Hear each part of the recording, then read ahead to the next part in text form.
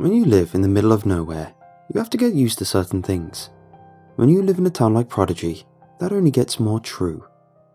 Sometimes, a cow will go missing from a field in the middle of the night. Other times, someone will come across roadkill strung out across the length of the road from one ditch to another with pieces missing.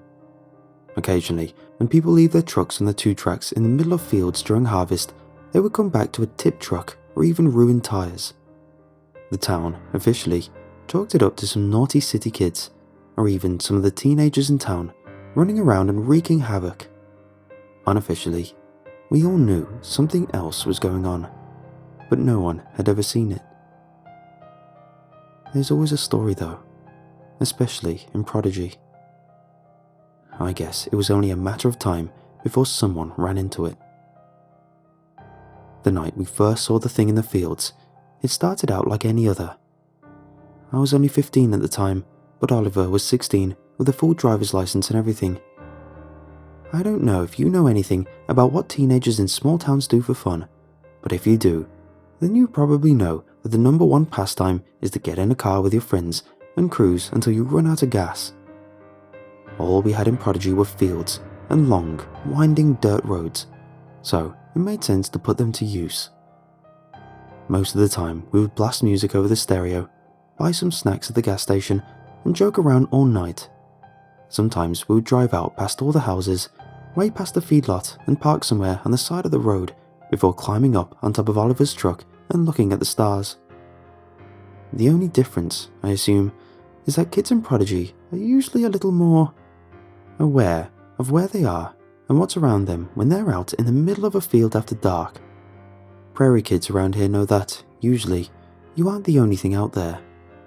Most of the time, it's just a deer or a loose cow or even a coyote. Sometimes, it's not. You just learn how to be careful, and you usually don't go by yourself. At this time in my life, it was nice to get away sometimes. Laying in the bed of Oliver's truck or climbing up on top and looking at the stars while we blasted classic rock through the open windows was a preferable way of spending my time. Usually, Jay and Logan would come with us, and the 4 of us would have a blast out there by ourselves until we absolutely had to go home. That night though, it was just me and Oliver as we drove through town, past the, still inexplicably scorched, site of the old church, and coasted along what felt like 100 different dirt roads. Jay was babysitting, Logan had work, normal stuff. We weren't exactly bothering to keep quiet. The last house we had passed was at least 10 miles back, probably more. We had settled into our routine of playing music through the truck stereo as we got comfortable on the blankets that I had brought in the bed of Oliver's truck, talking and yelling jokes and howling in laughter. His stereo had Bluetooth, so we could listen to whatever we wanted through his phone without having to climb around a million times to change the radio station or rotate CDs. We did leave the window at the back of his truck open though, mostly so we could snag a phone charger through it.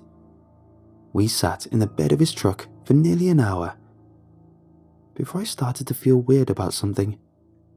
I like to think that, in most situations, I have pretty good intuition.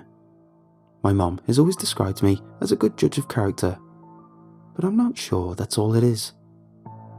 Maybe I'm just more aware of my surroundings and what's going on than the average person, or maybe I'm totally normal and my friends just don't pay attention. Whatever it is, sometimes I get this feeling. Oliver calls it my spidey sense. It's like a little buzzing voice somewhere in the back of my brain that makes me want to look around and make sure nothing is going on. And there that feeling was, creeping up my spine, making it feel like someone's breath was hot on the back of my neck. A familiar, buzzing alertness settling in the back of my head. Something's moving, paying attention. Tearing my attention away from Oliver, who was deep in the middle of a story about some crazy nightmare he had a few nights previously, I turned my head to survey the dark, endless wheat fields on both sides of the parked truck. Most of the time, it alerts me to nothing more than an animal quietly wandering around, but I usually figure it never hurts to check. The truck's engine was off, but the keys were in the ignition and turned so that the lights in the truck were on, illuminating a neat little circle around us and shining dimly a couple feet into the fields on each side of the truck. With a gentle wind, it all looked like a vast, waving ocean, separated in the centre by a pale dirt road that disappeared into the inky blackness outside of our little haven of light. I used to love the way tall grass and wheat fields looked when they were blowing in the breeze, uniform waves flowing back and forth. I couldn't see anything of interest on the left side of the road, closest to where Oliver was sitting, so I turned my head to look over my shoulder at the field on the right side of the road instead. Oliver kept talking, knowing me well enough by now to let me do my thing. It seemed to be the same thing on that side too. Nothing of interest. Until something, nearly at the bottom of my field of vision, caught my attention. It was a subtle movement, nothing crazy, but it was a big enough break in the smooth waving pattern of the field that it caught my eye. It wouldn't exactly be uncommon for an animal to have wandered in the middle of a field though, especially not this far away from town, where animals had a bit more free rein. If an animal, like a deer or a cow, had somehow gotten past this fence and wandered out this far, we would have seen it clearly above the growing wheat. The wheat hadn't grown tall enough yet to obscure anything that big. Anything smaller, like a rabbit or fox, would be able to slip around without us seeing it though. That's probably why, at first, I wasn't too concerned. Oliver had finally paused his story, leaning a bit closer to me and my side of the truck to try and figure out what I was looking at. I apologized and explained that I was still listening. I just thought I saw something. It's probably a fox or a raccoon out in the field, I said, even though I couldn't quite find it in me to tear my eyes away from the field. By this point, the waves of movement in the field were uniform again, giving the impression that whatever had been moving had stopped. I don't see anything, Oliver said, staring off into the distance and squinting his eyes like it might help him see better. I don't either. I just thought I saw something moving around in the field. I shook my head and leaned back, settling down on the blankets again. Probably a raccoon or something. With a sigh and quick shake of my head, I turned back around and faced Oliver. He eyed me for a second, but didn't say anything and launched right back into his story. Honestly, if we got freaked out every time a rabbit or a deer interrupted us by wandering around in the dark, we would never finish anything. Even though I had turned my attention back to Oliver, it was half-hearted at best. I couldn't shake the buzzing feeling in the back of my head, and even though I hadn't seen anything or been given an actual reason to be scared, it was starting to make me anxious. I had no reason to believe it was anything but an animal, but the fact that I hadn't seen the animal was bugging me. I was so caught up in my own head that I almost missed the subtle noises in the field behind me. My eyes shot back to the field, abruptly interrupting Oliver's story. I tried to listen closer, but the music from the stereo was too loud. I waved my hand at Oliver a few times, hoping he might read my mind and get the hint, before I leaned closer to him and was able to grab his arm. Wait. I patted my hand on his arm once or twice, furrowing my brow as I looked from him to the field and back to him again. Turn your music down. Pause it or something. Oliver reached for his phone, which was lying face down in the blanket in front of him, and pressed pause. I almost immediately wished that I hadn't asked him to do so. The noise we heard once the music was off was loud, much louder than I thought, and sent a slow shiver up my spine once I could hear it clearly. I couldn't pinpoint from where in the field it was coming from. It sounded like it was in front of us and behind us all at once. It was a low, pitiful groaning sound, coupled with a sharp chittering noise, like someone was moaning through chattering teeth. If it was an animal, it sounded in pain. But something told me it wasn't an animal. Above all, there was silence. We could hear no bugs, no other animals, nothing else. Oliver, I whispered, swallowing dryly, my hand still on his arm. Please tell me you can hear that.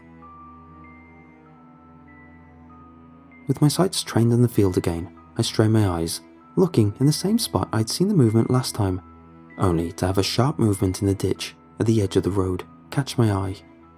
I nearly jumped out of my skin, turning my head to get a look. The tall grass in the ditch right by the side of the road was swaying, maybe a foot away from where the lights from the truck ended, and then it was on the road.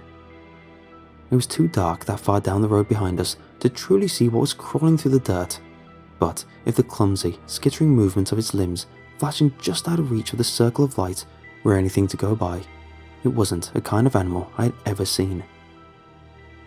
We realized too late, as it was pulling itself into the left field and rustling through the wheat, that whatever that thing was, it was circling us, stalking, hunting. For a moment after it disappeared, the wheat stood still and everything was silent. Oliver and I were frozen. My ears were straining to hear anything aside from my own terrified breathing, dreading the sound of low, dry moaning or teeth chattering together. What followed the stillness were a series of dry, clumsy vocalizations, garbled and uncomfortable to hear. I twisted my finger in the fabric of Oliver's jacket, scared halfway out of my mind. It sounded hollow, like something was trying to wrap its mouth around words that didn't quite fit. We listened for a second in horror as the noises grew louder, and then we realized it was trying to speak. Oliver.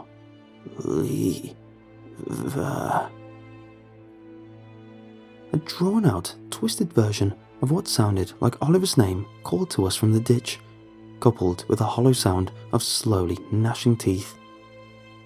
It tried again, voice scratchy and pained. Oliver. Pass. It. Pass. Pause. A deep, gravelly groan punctuated the deeply wrung attempt at the sentence, and I came to a cold realization.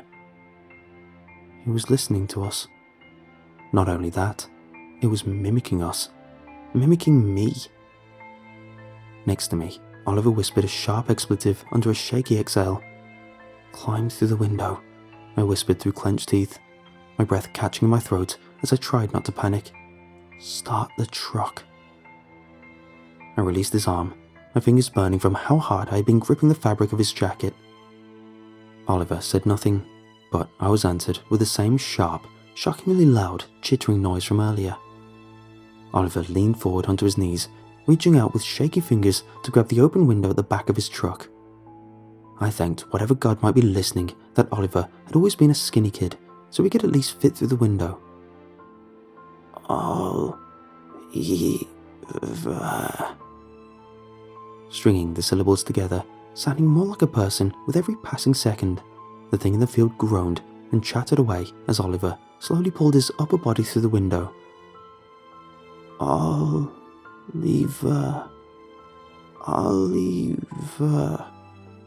Oliver. I was too scared to move. I didn't want to try climbing in through the window for fear of taking my eyes off the section of grass where I had last seen movement, and I was absolutely not about to get out of the bed and try to go around to get in the passenger seat.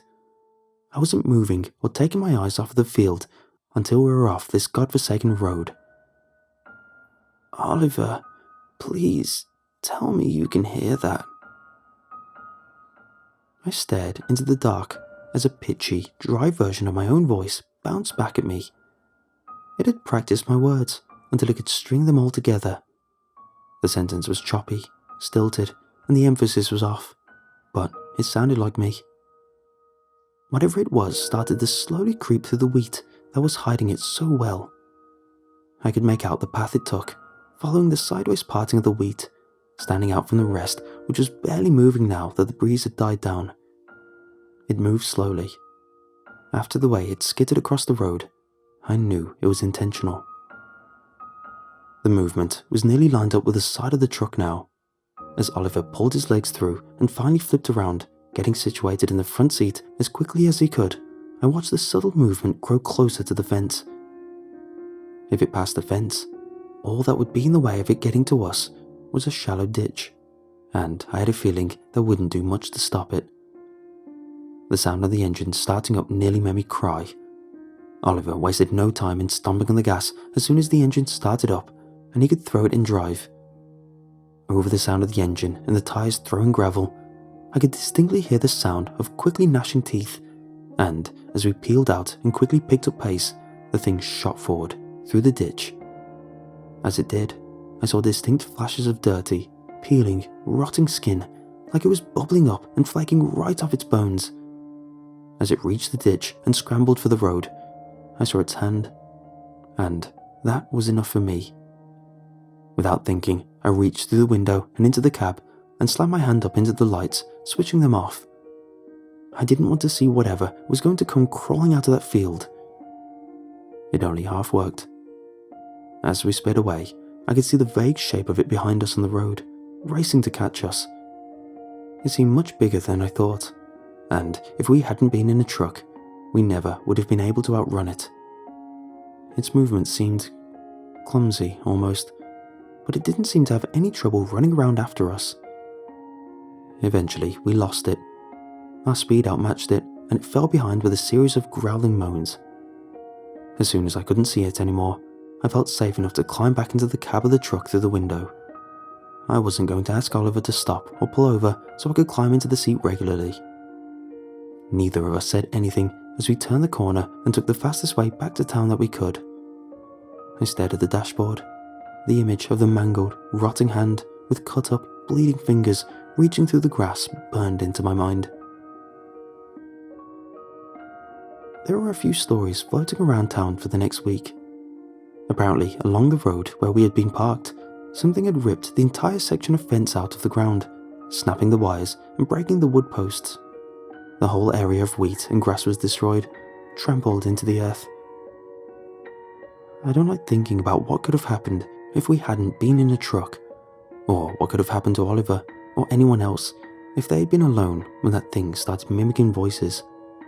And I prefer not to think about the fact that it had been hunting us, probably the whole time we had been parked on that road. We avoid that area now. I wonder sometimes if that thing is still mad that its prey got away.